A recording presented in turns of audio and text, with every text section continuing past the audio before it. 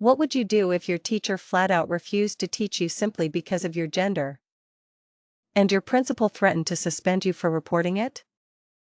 In today's story, the protagonist's choice is a masterclass in how to handle it when the system designed to help you fails you. I want to be clear from the start, this isn't some anti-feminist story or anything of the sort. I've always been a proud feminist. I was just a regular high school kid trying to graduate and found myself stuck between a truly unhinged teacher and a completely uncaring school administration. The short version is this: my teacher refused to teach any of the boys in my class. The principal did nothing. And I was the one who got threatened with disciplinary action. So I took a recording of her and a letter straight to the Department of Education, who ended up auditing the entire school. This all happened back in 2008. I was in year 11 in Australia, the second to last year of high school. My school already had a reputation for being pretty abysmal, and the faculty was known for just brushing aside any problems students brought to them. This is where Ms. Albright comes in. She was the teacher for a multimedia class I'd enrolled in. It was a brand new course the school was trialing. A TAFE equivalency course, sort of like a community college program you could do in high school to earn a certificate. Importantly, these courses weren't graded like normal classes. You either passed or you failed. For the first couple of weeks, Ms. Albright seemed fine. Then the rants started. They weren't just little tangents. They were full-hour tirades where she would just yell about anything and everything: our supposed laziness, our idiocy, how the principal was powerless to do anything to her. This wasn't just unpleasant. It made it impossible to get any work done. We couldn't focus with her screaming at the top of her lungs for the entire class period. It wasn't just me. Several of us voiced our concerns to the deputies, the principal, student services, you name it. Nothing happened. It's interesting to think about what makes a teacher act this way. As one former educator reflected online, there are generally three types of teachers. There are the passionate ones who go above and beyond, the ones who see it as a decent job with good holidays. And then there are the ones who seem to hate the profession and their students. That commentator admitted they quit when they realized they had lost their love for the job, couldn't face the daily stress, and knew their students were suffering for it. Perhaps Ms. Albright was deep in that third category.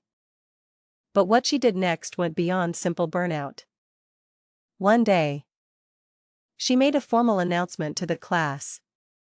Because the male students, she claimed, were taking up all her time with questions, she would no longer be teaching us. From that point on, she would only focus on the female students. This was an elective class, and the student body was about 2/3 male to 1/3 female. At first, I was sure she was joking. It was too absurd to be real. But it quickly became horrifyingly clear that she was serious. She was not going to teach 2/3 of her class, all while continuing her daily rants and raves. After a while, I'd had enough. I took out my old Nokia slide phone and recorded one of her hour-long rants in its entirety. I still vividly remember one line from that recording that was pure gold. She bellowed, "The principal has no power in this classroom. God himself could come down from heaven and he wouldn't be able to stop me." Bingo. The very next day, I went to the principal's office and demanded a meeting with her and the vice deputy, Mr. Harrison. I sat down in front of them and played a small snippet of the 60-minute recording. There was a moment of silence. Then, Principal Vance looked at me. her expression unreadable, and asked if I was aware that I could be suspended for using my phone in class and for recording someone without their permission. I was stunned. She told me to delete the recording from my phone immediately or I would face disciplinary action. This was the moment that revealed Principal Vance's greatest fatal flaw, her short-sighted need to squash any problem by burying it, rather than solving it. A trait which would ultimately seal her school's fate. Feeling their eyes on me, I deleted the file as they watched. They clearly thought that was the end of it. But they were so wrong. I had never been one to stick up for myself. But this was a breaking point. I looked Principal Vance right in the eye and told her I was disgusted by the audacity of threatening me with disciplinary action for showing her proof of a serious problem. I then told her, truthfully, that I had already made copies of the recording and that I would send them to every major news and radio station unless something was done. She didn't believe me and threatened me with suspension again. Realizing I was hitting a brick wall, I changed tactics. I pretended to back down, claiming I'd just drop it and go back to class without another complaint. That night, I went home and wrote a long, detailed letter to the Department of Education. I recounted everything I could remember about Ms. Albright, her unhinged rants, and her discriminatory refusal to teach. I explained every step I had taken to resolve the issue internally and the threatening response I had received from the principal. I copied the full audio recording onto a thumb drive, put it in the envelope with the letter, and sent it off. Weeks went by, and I heard nothing. Life in Ms. Albright's class became even more of a nightmare. Some days she just wouldn't show up.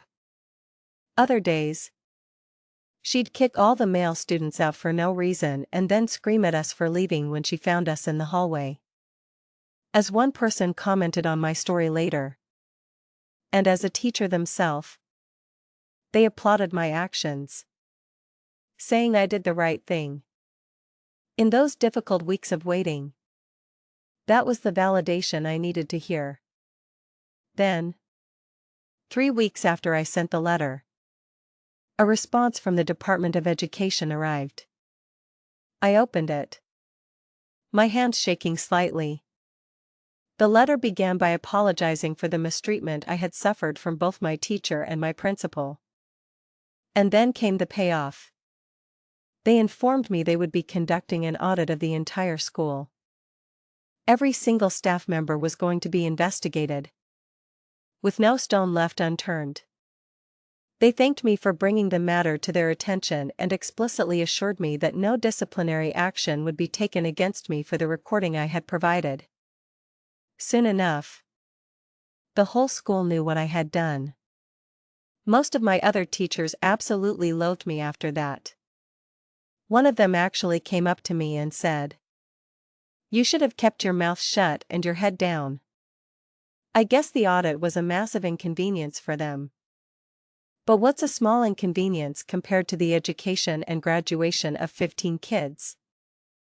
We just wanted to learn. We were being discriminated against, and the school offered no help whatsoever. Even some of the other boys in my class thought I'd gone too far. But I couldn't have cared less. I knew I did the right thing. In the end, Ms. Albright left on her own accord.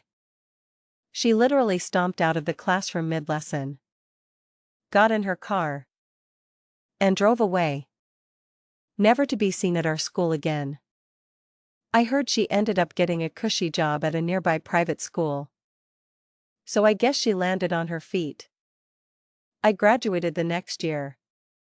As Principal Vance handed me my certificate during the graduation ceremony, she leaned in and muttered, "I can't believe you made it."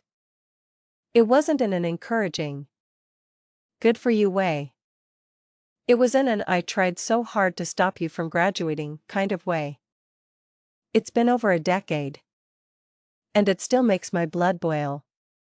But I learned a valuable lesson that I carry with me to this day. If you can't fight the system, go above it and make the system work in your favor. This story serves as a powerful reminder that you have a right to the education you deserve. And you should never be afraid to speak up and demand it. So, let me ask you, have you ever had to go over someone's head to get a problem solved? And how did it turn out?